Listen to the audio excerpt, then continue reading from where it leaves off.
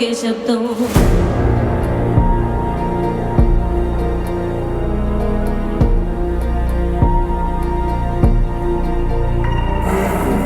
మంత్రాల పకీరు చెప్పే మాయ మంత్రం కథ కాదే, చంటోళ్లను భయపెట్టే భూచోడి కథ కాదే, తాత ముత్తాతమ్మల భూతాల కథ కాదే, విక్రమాదిత్యుడు చెప్పిన వేదాళుడి కథ కాదే, దీపము నుండి దెయ్యం వచ్చే అల్లావుద్దీన్ కథ కాదే, ఇది ముడత చర్మం ముసలి చెప్పే కథ లాంటి నిజమే.